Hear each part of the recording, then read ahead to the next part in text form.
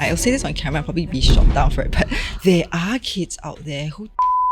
So where does this notion of being a perfect mother come from? And how much of this is contributed by society? Why are you not having kids? Oh, look at the kids. They are this way because the parents are bad. Oh, PSLE is like the worst 4-letter word. Sher-li is the founder of Mums at Work, who has helped thousands of women navigate the realities of motherhood, work, identity, and everything in between. Singapore's fertility rate has dropped to a historic low of 0.87. If no new measures are taken, the citizen population will start to shrink by the early 2040s.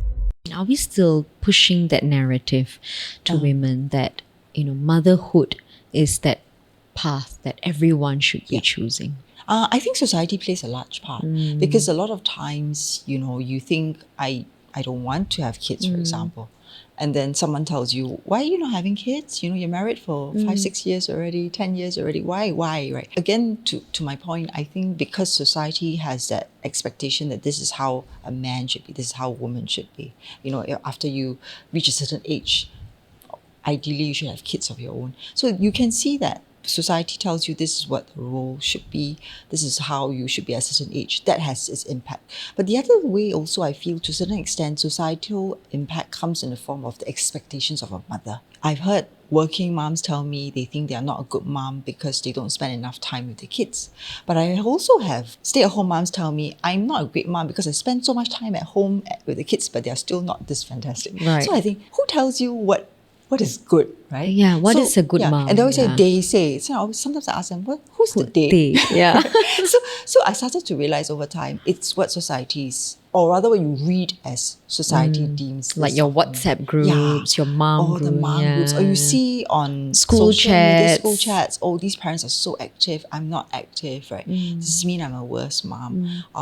Even I'm guilty of it. Sometimes I see very, very active moms on the chat group and I think to myself, well, I have control of my time, so why shouldn't I be spending more time with my kids, But it shouldn't be like that. At the end of the day, my kids are not the same as other kids, right? Every kid's different, every mom's different, every situation's different. What actually makes someone ready to become a mother? You're never ready for motherhood.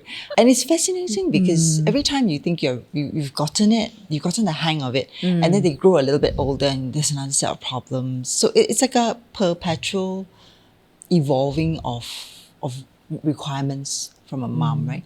But I would say this, it is quite important that when you do make a decision to be a mother, that it's something you want to do, right? There's no resentment for it. And I would say this as a mom, that sometimes I feel we have to be very mindful that we don't pass on that resentment to the child because that's something that you can't undo, right? What do you think, women are most afraid of when it comes to motherhood or becoming mothers? I think a lot of women are afraid of the sacrifices they have to make. Many Singaporean women these days have a rich career path, right? Or at least they have career ambitions and they think about career as a pretty integral part of their lives. So if you think about it, if I have a great career and if I became a mom and it meant I had to give up parts of it, it feels kind of challenging. So sometimes I realize that the perceived sacrifices are not real sacrifices, but they are seen that way at that stage in your life. But when you go on down the path, you realize, wow, actually, it wasn't a bad thing. We keep talking about the joy of motherhood, which is there. But, what is really the cost of it when we choose to enter it? Just a disclaimer, it's not always joyful. There are a lot of painful and unpleasant moments, especially when they become teenagers. That's when you realize, oh, if I had seen this 15 years later, I wouldn't have gone through it. But having said that, I will say this, that there are very clear costs, which is obviously the impact on career, the lack of time, and some of the things you would love to do, like your me time. A lot of that's taken away as a mom. And on a deeper level, I feel having children actually forces you to really look at yourself. I was a very self-centered young person. I was very independent. I lived by I went off to work in Japan, lived by myself in rural Japan. I loved my independence. It took me a long time to even think about getting married. But the children come along and you don't have a choice because you're responsible. And that responsibility is something that I feel perhaps is what some women choose not to take on because it feels like a lot. Right. So it suddenly feels like maybe motherhood has become like a competitive sport. No? It's like it's become like a sport. So for someone watching this, who's considering, becoming a mother, and she's maybe at her career high at this moment, what would you say to her? You really have to ask yourself before you choose to become a mother, what am I stepping into? And am I personally someone that is already secure in who I am to a certain extent and not transfer some of this onto a child? Yeah. And I find this is something we don't think about enough when we choose to have a kid, right? I hear moms tell me things like, I'm quitting my career because my child is PSLE, right? It's very famous, a 2-year break that they have. And then they'll tell me, because I quit, he better do well. Because I sacrificed something. Yeah, but it's a really tough one because the child never asked you to quit. That's one thing. And second thing is, it's something that as a mom, I've also been learning. The child's success is not your success. You have to differentiate the two. You do your best to bring the child up, to the best of his or her ability. But at the end of the day, the measure of success you cannot equate that to you. I see this a lot when, you can see this sometimes on social media. Kids win the EduSave award, and then even parents will put up a picture on public forums of their child's EduSave award certificate. So sometimes I think, why are we doing this, right? Because some of these markers of success are kind of already skewed one way. That's one. Secondly is you can see how the mom is thinking. It's almost like, this is my child, I'm so proud, which is great. But that cannot be the only defining reason why you choose to be a mother. Do you feel that actually mothers are, other mothers, because critics, they get judgmental about motherhood. You do hear sometimes people will say, oh, look at the kids, they are this way because the parents are bad. One of the things I have learned to say this, and I'll say this on camera, I'll probably be shot down for it, but there are kids out there who don't have great characters. Their personalities are just not nice. The parents have done their best, they're good parents, they do their best, but the child just cannot turn out right. Right, yeah. I've seen the same parenting style, and the kid, one is like, wow, and then the other one's like, what happened to you? And I think people judge because motherhood is in some ways, is so challenging. If you think about it, there's no real good way to measure what is considered. There's no metrics. There's no real matrix. Your matrix is dependent on how your own parents right? were. It is a sport. It really is like a whole competition, because sometimes I feel it's like my child got into this school, especially with PSLE. Yeah, PSLE. PSLE is like the worst 4-letter word in the world for a parent. Really? It's universally accepted as painful, and I've had to go through, right? And I'll tell you this: I really tried to down the tiger mom part. And it was really hard. It was a child who fights back that you're like, okay, forget it. I finally give up, right? Yeah. But if the child is, they'll just go through the motions with you, then you can be very tiger mom. I can tell you this now. Yeah. But what is interesting for me is society does play a part. It fends it, right? And people blame social media, but I think prior to social media, this is always going to be there. Now we go into, we spoke about PSLE, so that's another area, right, where you have this term tiger mom, but you don't have that for dad. It's like tiger dad, right? Because it seems like the mom is the one who's always having to push that academic excellence. But you have also advocated for more like skills-based mentality over grades as well, right? What do you say to mothers who are maybe afraid to sort of take that approach, or maybe to let go a little bit? They need to recognize that every child really just develop at different times, because the child only has so many hours in a day. And if you just, you make sure you do well, get A's. then you realize that other parts of her or his development does get affected. It's not the grades, it's who they are as a person, how they show up at a meeting. That cannot be taught overnight. And when you see that, then you look backwards and then you realize, wow, PSLE really isn't the deciding factor, you see. But it's a hard one because what's in front of you is the grades, right? And what's in front of you is obviously very concrete, very clear. The markers are very there. So once you see a C or a B or an F, you as a parent, naturally you will go into, oh my gosh. Like what's right? happening, But it really is asking yourself, has the child tried his or her best? And does that actually lead to that whole mom guilt? Are we putting on like this label onto something that is actually bigger than what we actually say it is? You are suddenly judged by somebody else's KPI matrix. That's when it feels even stronger. Because maybe to you, oh, he got a B. By his standard, considering the fact he always failed, B is great, right? And then you go out there, someone says, oh, got A+. Yeah, A+, then you see all the things on social media. Suddenly you come back, you're like, hey, hi, that B wasn't great. Great, yeah, you need to get an A. And then you start going into, maybe it's not great because I didn't spend time at home with you, I'm working, right? And you actually, sometimes it spirals like that. I've seen mom talk to me as they talk, and then I go, whoa, it's spiraling. There are some things you can't take on. There's some things you can, and there are some things that just beyond you. And knowing where to draw the line helps, because otherwise you're constantly feeling guilty. He didn't turn up for school on time. It's my fault. I didn't wake up early enough to He didn't eat right. Yeah, he didn't eat right. He looks so skinny. Moms are like that. You say this comment, oh, he looks so skinny. I didn't feed I'm him not right. feeding him. So everything becomes Me, it's a right? me problem. You can always make everything a me problem. And I think there has to be a slightly conscious decision to say, no, wait a minute. Some of this is beyond me. By a certain age, it's really beyond me. And what would that age be? Have those conversations early, that they take ownership of parts of their life. So I give you an example. In primary school, with my first girl, when she first joined, the parents' chat group scared me. They were asking all kinds of questions. I'm sure you would have heard of this before. Do we sharpen the kids' pencils? And I'm thinking, they're 7 years old. Do we have to sharpen the kids' pencils? But parents will ask questions. Like, Right, yes. I'm in full control, right? Yep. But that's where I told my girl, I said, look, if you don't sharpen your pencils and the teacher scolds you, this is not on me. Think about it, okay? And then the homework, the parents would take pictures. They would run into the classroom and take a picture of the homework board and send it to us. And same thing, I thought about it. I was like, I could go very far with this and feel very guilty about this, or I can leave it.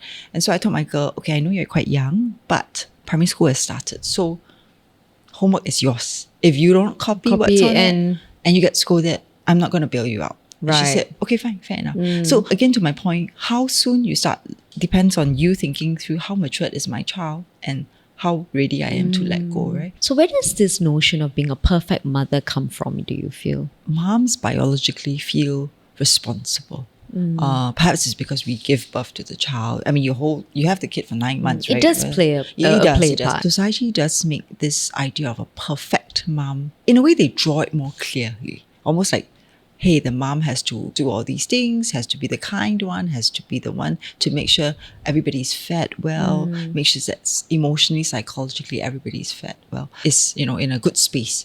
And I think that can be very tiring for a female. And no matter how we tell women, don't think too much, don't care about what people say. It's the voice inside themselves, because from young, that's how you always see a mom should be. Do you think that's true though? Like if the mother I've tested it out before. It really was reflected to me how much the mom holds the family together when my mom passed away. When she passed away about 11 years ago, we took a while to recover as a family. And my dad was lost. We no matter how as kids we tried to hold him up and do all the right things, you could see we were really struggling. The things that we thought we could psychologically depend on each other, suddenly the person that held it there wasn't though you there. were all adults. Yeah, we were all adults with our own kids already. And it was a very tough time for us. But we learned how to adapt. Whether he liked it or not, he had to take on the mom role. When someone who's not married or has no kids, when you hear that, it can sound quite daunting, like, I have to do this, Yeah, right? like I have to hold the whole family together. And what if I cannot, right? But the truth is, it comes very naturally. And rather than see it as responsibility, I've learned to also see it as, it's quite a beautiful role to hold. Do you think that maternal instinct is natural for everyone? I won't say that it's always at the same levels. Yeah, I think most moms would have some kind of a maternal instinct, especially, like I said, you have the baby, you give birth to the baby, and women do have a slightly more maternal instinct anyway, right? For some, it may not be so pronounced. And usually I find that when, with the case of their own children, sometimes it happens because there was the resentment that You spoke about earlier. And that resentment kind of affects that level of instinct, because you feel it and then you think, but if I do this, I give up so much of my time, right? So I think it will be unfair of me to say that some women have none, but maybe because at that stage in that life, that it's taken over by feelings of Uncertainty uncertainty, and- and the sense of like it's taking away from me, and therefore I rather not focus on it. You know, and also it is true that there are many women who are problem solvers also, right? And I think it's recognizing that I'm a problem solver, and then asking my spouse to be a little bit more empathetic sometimes, because maybe I don't say the right things. I do know moms who are very direct, and then Yes, the kids critical. are crying and they're like, "Hey, just get up," And even I'm a little bit like that, but recognizing that early on helps, because that's when you ensure that your spouse plays the other part. Becoming a mother means you do lose a certain part of you. Yes, in that sense, definitely. that identity Yes. or that sense of self. But we don't actually openly talk about that. So what can a mother do to sort of step into that role and say like this, yes, I'm a mother, but this is also for me? For a few years, I felt that I was just Ian's mommy, right? How much you choose to let go, as in your original identity, how much you choose to let go of is determined by yourself. Even this basic, simple thing of saying, if people call you out, I'm Ian's mommy, then just say, add on a point, I'm Sher-li. Second thing is also carving out time for yourself, and not feeling guilty about it. It's small things like that you start to claim back your own identity. And it sounds very minor, but it's in that conscious decision. I think for some moms, they live the identity of so-and-so's mommy for so long that by the time they try to find who they are, it's a bit late. Mothers do take on a lot of mental load, and I think we've talked about this a bit earlier, where they end up feeling that they have to take on everything. So, naturally it comes to the mom. But, having coached so many women through this, Sher-li, how does a mom recognize the signs of a burnout? One of the very telling signs is there's an emotional down. If they start asking questions like, am I a good mom? Am I happy? There are also cases where they hold it all in and they don't complain. They just do and do. They focus on the doing. So usually we encourage, please, much as you may not think that you have the time, please find some time to just be by yourself and ask yourself, what's going on with me? Being a mother, having a mirror in front of yourself is very important. So, not just about the values part, because you are going to go through that and thinking, am I doing the right thing and all that, but also that point of, where am I now? Am I happy? And if I'm not happy, why am I unhappy? What can mothers do to really block off that noise and just focus on themselves and their children? It's going to be different for every person, because I think some people are very in touch with themselves. I feel that they know exactly Who they are. where they stand, and sometimes overly so as well. And then you have those who are like, are you happy? Huh? You never thought about it, right? But I think having some way to get that inner awareness is very helpful, because once you know who you are or what kind of kid you want to bring up, the child I want to bring up may not be Instagram, ready, Yeah. but he's the child I want to bring up. So that question you have to ask yourself, what makes your child happy? What makes you happy parenting your child? In some sense, the older generation got it better, because if you have 6 kids, right, you don't think about happy and all that, just stay alive. Right? And as long as I feed you, there's a roof over your head and your life. And they also have the system, right? The big one, please focus. Yes. Right? So we don't have that anymore. No, Everybody is just, I do everything, right? In that sense. But you think about it, they survived. And sometimes people tell you, but because it was a less complicated world, because people did not have so much of a chance to go and share and judge. I think it was more survivorship for them, right? I just need to put food on the table, make sure you have a roof over your head, and educate you. And everything else. And then now it gets complicated. With social media. Which also explains why low fertility rate tends to be in developed societies. When a mother does go back to work, there's a huge shift. So there's this thing, there's like motherhood penalty, right? How do you help reframe that for them as they enter back into the workforce? Yeah, so how well they reintegrate back depends on how well they communicate their concerns with their family. Because the identity for the last maybe 6-7 years is family, right? And sometimes when they jump back into the workforce, they are very quick to embrace that career part. But this part, which has been their identity for so long, they kind of just shut it down very quickly. Like, okay, guys, just start feeding yourselves. Everybody will be fine. But that always comes apart. the guilt that comes with it, right? That part, we have to talk them through it. Do you really feel guilty about it, or do you recognize that it's just a period of adjustment and then it will change as you go into the job? Then as they think it through with you, they will actually say, oh, actually, maybe I give it 3 months. And honestly, most of the time, after 3 months, it kind of settles into a new pattern for everybody. Right, and then they fall Yeah. into And then you can see, as this identity starts to fade, they gradually take on their work identity back again. You can actually see it's So it's possible. It is. It's always possible. Right, now, so we talk about the spouse, the fathers, right? Yeah. Right. You mentioned earlier that the mothers tend to be the one that, hold the family together. Yeah. Is it because we've also set the bar so low for the dads? Yes, I think so. It's a combination of societal pressures and then our expectations of our spouse too. I remember this conversation years ago. I was giving a talk and there were dads in the audience. And I said, women, you need to outsource to your spouse. Sometimes you can't do everything because you literally will die physically because when you just give birth, you have to outsource. And a couple of dads were nodding and then someone put up his hand and he said, my wife doesn't trust me. She needs the diaper to be exactly this way and this way. And sometimes I can't do it. And then once she starts to scold me, I give up. I quote someone who said this to me.